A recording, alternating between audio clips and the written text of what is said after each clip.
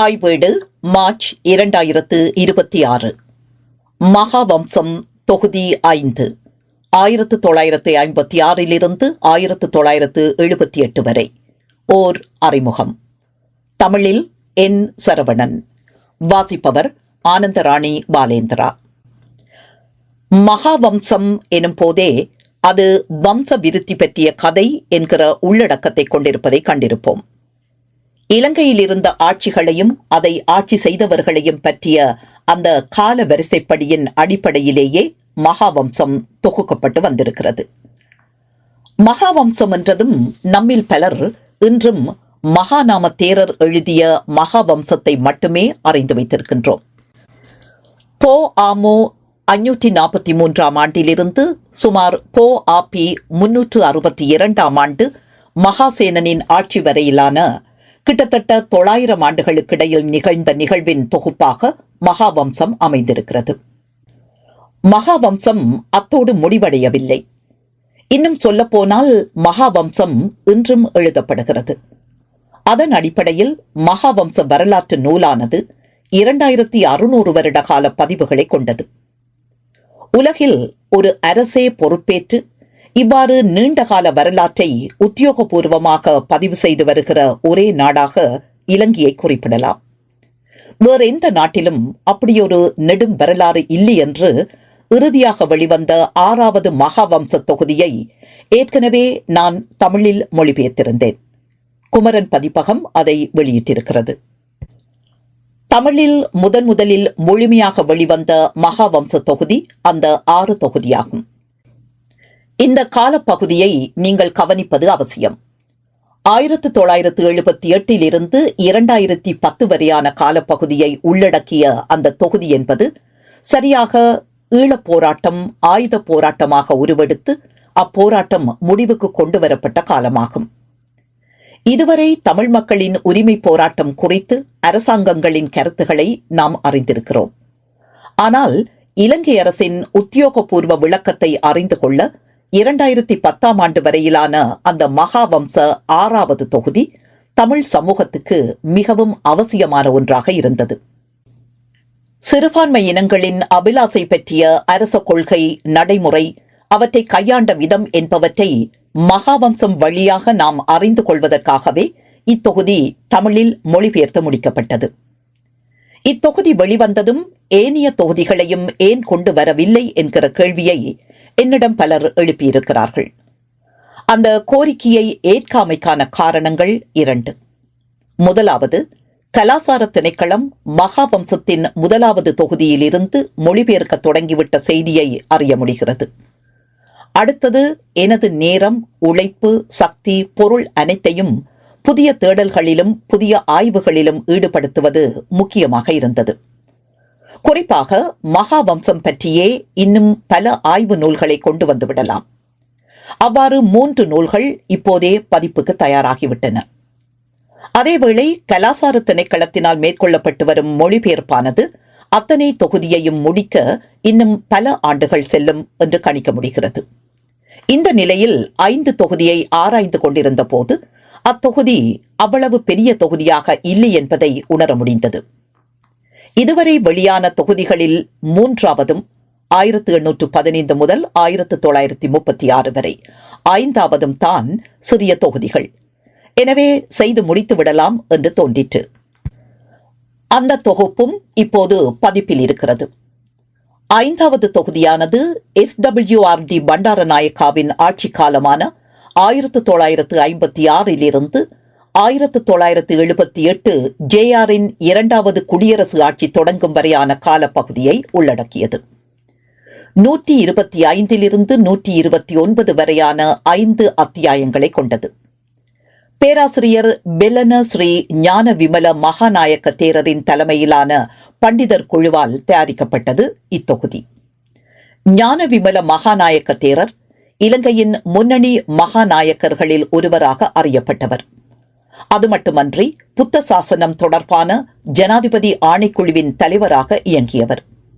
2014 ஆண்டு தனது 94வது வயதில் அவர் காலமானார். அரச கலாசார அலுவல்கள் திணைக்களத்தின் ஏற்பாட்டில் அமைக்கப்பட்ட மகாவம்ச உருவாக்க குழுவால் இந்த பணிகள் முடிக்கப்பட்டு 2010 வெளியிடப்பட்டது.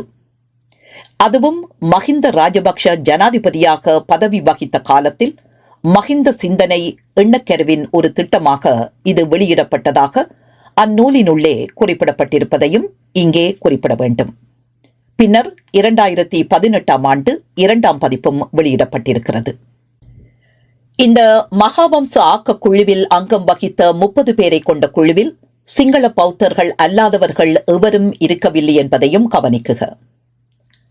கலாசார திணைக்களத்தினால் வெளியிடப்பட்ட அத்தொகுதி பரவலாக கிடைக்காத நிலையில் வேறு சில பௌத்த அமைப்புகளும் மறுபிரசுரம் செய்துள்ளன.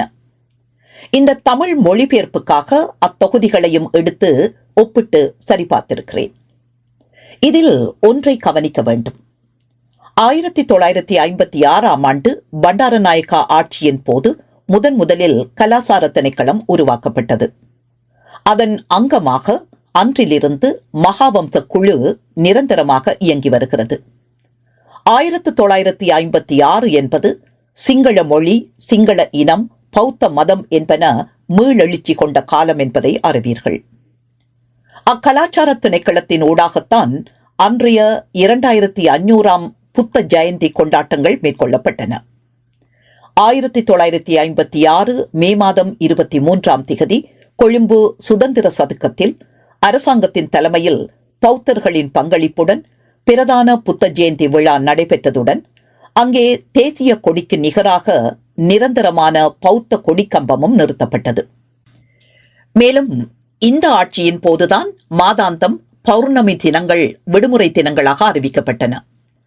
பௌத்த பேரிலக்கியமான திரிபீடக தொகுதிகள் அனைத்தும் தொகுக்கப்பட்டு சிங்களத்துக்கு மொழிபெயர்த்து வெளியிடப்பட்டன.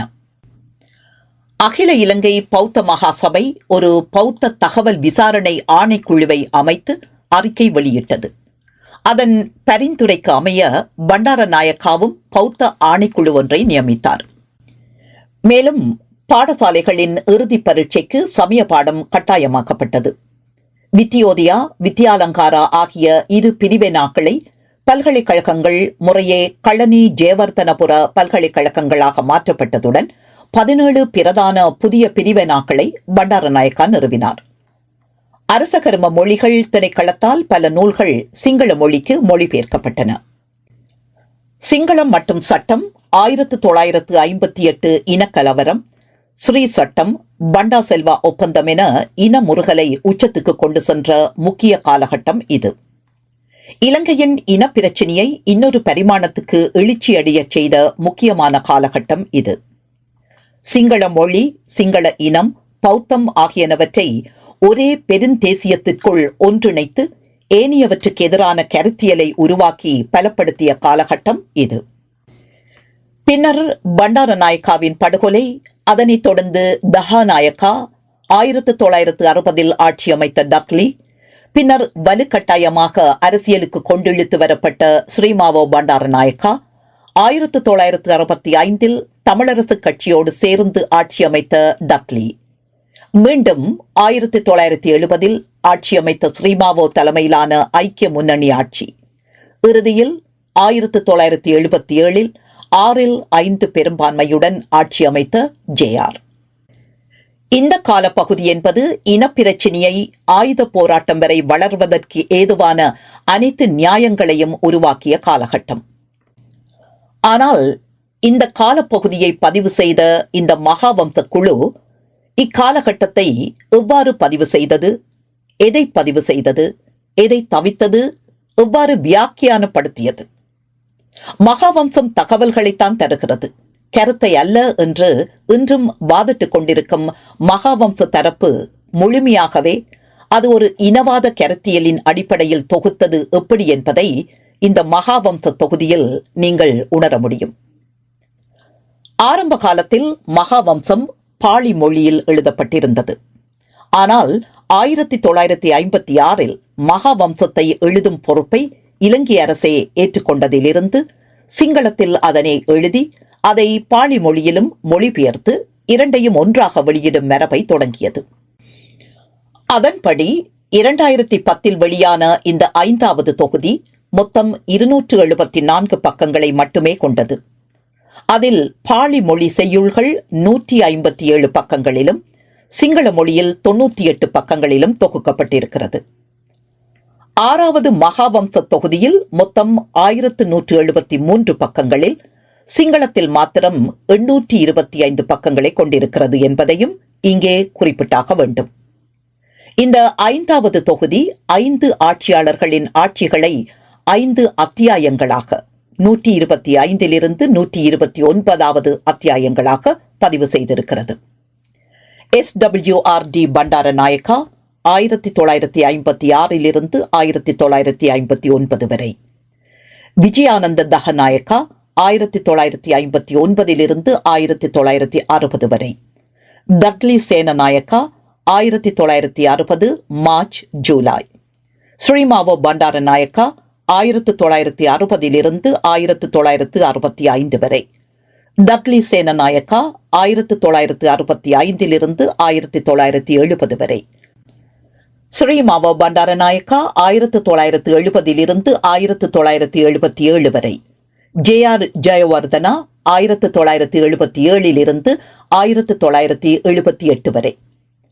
இதில் JR 1977 ஆட்சி அமைத்த போதும் அரசியல் அமைப்பை மாற்றி அடுத்த ஆண்டே ஜனாதிபதி ஆட்சி முறையை கொண்டு வந்ததால் ஜனாதிபதி ஆட்சி தொடங்குகிற 1978 ஆண்டு காலப்பகுதி அடுத்த மகாவம்ச 6வது தொகுதிக்குள் சென்று விடுகிறது. எனவே JR பிரதமராக பதவி வகித்த முதல் ஓராண்டு மட்டுமே இந்த 5வது தொகுப்பில் உள்ளடக்கப்பட்டிருக்கிறது. அதுவே இறுதி அத்தியாயமாக அமைகிறது. 2018 ஆண்டு கலாசார திணைக்களத்தால் வெளியான இந்த மகாவம்சம் 5வது தொகுதியின் பதிப்பின் பிரகாரம் நூலின் உள்ளடக்கத்தை விளங்கிக் கொள்ள இவ்வாறு நாம் பட்டியலிடலாம். மகாவம்ச தொகுதி 5க்கான வழிகாட்டி பட்டியல். அறிமுகம், அக்கக்குழு, பக்கத்தொடர்கள் 1-9, மொத்த பக்கங்கள் 9. SWRD பண்டாரநாயக்கா காலம், அத்தியாயம் 125, பாளியில் பக்கத்தொடர்கள் 1-46, மொத்த பாளி செய்யுள்கள் 585, மொத்த பக்கங்கள் 46. சிங்களத்தில் பக்கத்தொடர்கள் 47-76, மொத்த பக்கங்கள் 29. ஸ்ரீமா பண்டாரநாயக்கா அத்தியாயம் 126, பாளியில் பக்கத்தொடர்கள் 77-103, மொத்த பாளி செய்யுள்கள் 331, மொத்த பக்கங்கள் 26. சிங்களத்தில் பக்கத்தொடர்கள் 104-122. டட்லி சேனநாயக்கா அத்தியாயம் 127, பாளியில் பக்கத்தொடர்கள் 123-157, மொத்த பாளி செய்யுள்கள் 407, மொத்த பக்கங்கள் 23. சிங்களத்தில் பக்கத்தொடர்கள் 158-179, மொத்த பக்கங்கள் 21. ஸ்ரீமா பண்டாரநாயக்கா அத்தியாயம் 128, பாளியில் பக்கத்தொடர்கள் 180-220, மொத்த பாளி செய்யுள்கள் 506, மொத்த பக்கங்கள் 40. சிங்களத்தில் பக்கத்தொடர்கள் 221-243, மொத்த பக்கங்கள் 22. JR ஜெயவர்தனா அத்தியாயம் 129, பாளியில் பக்கத்தொடர்கள் 244-256, மொத்த பாளி செய்யுள்கள் 150, மொத்த பக்கங்கள் 22.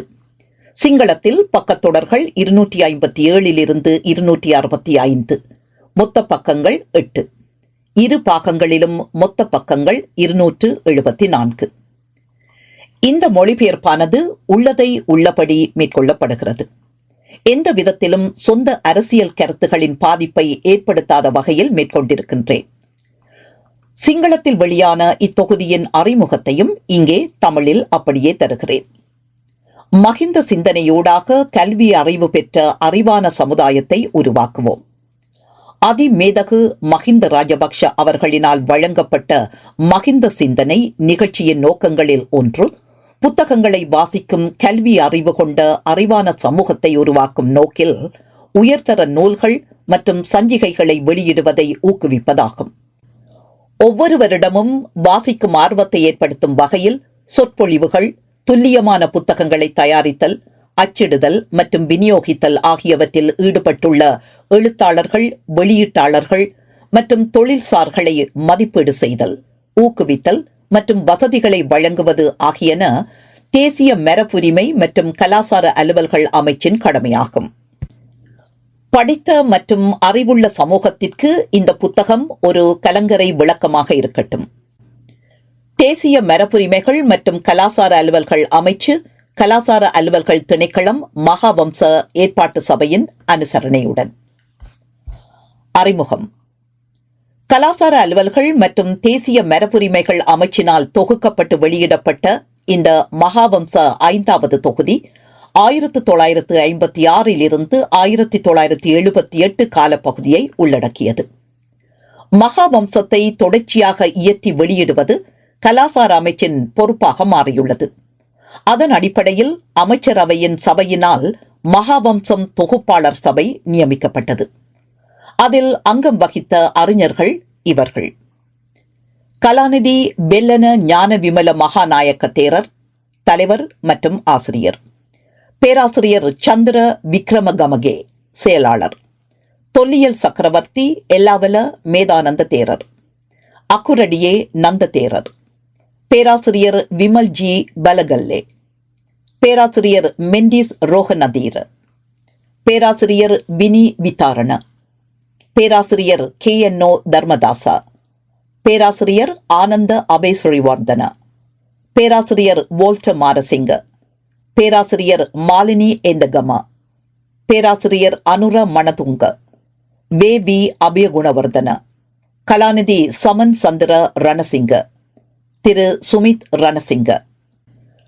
அந்தந்த விடயதானங்களுக்காக பங்களித்த அறிஞர்கள் பின்வருமாறு: அக்குரடியே நந்த தேரர், பேராசிரியர் மாலினி எந்தகம, பேராசிரியர் சந்திர விக்ரமகமகே, பேராசிரியர் ஜெயதேவ திலகசிறி, பேராசிரியர் சுனந்த மகேந்திர டிமால், கலாநிதி உபாலி விக்ரமசிங்க, AM கருணாரத்ன, வழக்கறிஞர் KA கருணாரத்ன, திருமதி குமுதினி குலதுங்க, RA ஆரியவன்ச ரணவீர, கலாநிதி P திசநாயக்கா, கலாநிதி அனுர மனதுங்க, கலாநிதி அமரஸ்ரீ பொன்னம்பெரும, பேராசிரியர் பியதாசா அத்துக்கோரல, பேராசிரியர் ரோலண்ட் அபேபால, பேராசிரியர் மங்கள இலங்கசிங்க, பேராசிரியர் SP Hettiarachchi, SP Charles, KL வசந்த பெரேரா.